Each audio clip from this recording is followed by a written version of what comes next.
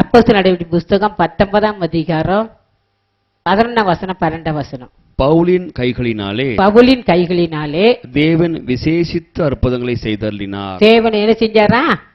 விசேஷ அற்புதங்களை செய்தருளினார். அவருடைய சரீரத்திலிருந்து உருமால்களையும் கச்சைகளையும் கொண்டு வந்து வியாதிக்காரர்கள் மேல் போட வியாதிகள் அவர்களை விட்டு நீங்கி போயின. பொல்லாத ஆவிகளும் அவர்களை விட்டு புறப்பட்டன. பாத்தீங்களா, அந்த பரிசுத்த பவுலுடைய அந்த உருமாவை கொண்டு மேல போட்டோன்னு பொல்லாத ஆவிகளோட என்ன செஞ்சு புறப்பட்டு போயிடுச்சு. அவர் கையினால தேவனை விசேஷ அற்புதங்களை செய்தார். அருமையானவர்களே, நம்மளும் ஊழியத்துக்காக ஒப்பு கொடுத்துருக்கோம், நம்மளும் ஊழியம் செய்யறோம். நம்ம உண்மையா இருக்கணும், நம்மளை கொண்டு கர்த்தர் பெரிய காரியத்தை செய்வார். பரிசுத்த பவுல் உண்மை உள்ளவர் தான் கர்த்தர் ஊழியத்துக்கு அழைச்சார். நம்ம ஆண்டவர்கிட்ட கேட்போம், ஆண்டவரே நீ உண்மை உள்ளவர்களாய் மாற்றும் ஆண்டவரே, என் உள்ளத்துல உண்மை இருக்க விரும்புறேன்னு சொன்னீரே, எனக்கு உண்மை உள்ளவர்களாய் மாற்றும்னு கேட்போம்.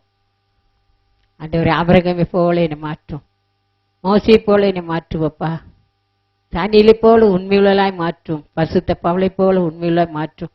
என் வாழ்க்கை உண்மை இருக்கட்டும் ஐயா, என் வாழ்க்கையை மாற்றும், என்னுடைய கரங்களை ஒப்பு கொடுக்குறேன்னு சொல்லி கண்ணீரோடு கேட்போம். ஆண்டவரே, நீங்க தான் என்னை மாற்ற முடியும், என் உள்ளங்களை நீங்க தான் மாற்ற முடியும் அப்பா. நான் கொடுத்த பொறுப்பை உண்மையா இருக்கணும், வீட்டில் உண்மையா இருக்கணும், வேலை ஸ்தலத்தில் உண்மையா இருக்கணும், மற்றவங்கிட்ட கொடுக்கற வாங்குறதுல உண்மையா இருக்கணும். மற்றவங்க பொருள் நம்மகிட்ட இருக்கா, அதை கொண்டு கொடுத்துடணும். 10 பைசானால் நாளைக்கு கர்த்தர்ட்ட கணக்கு சொல்லணும்.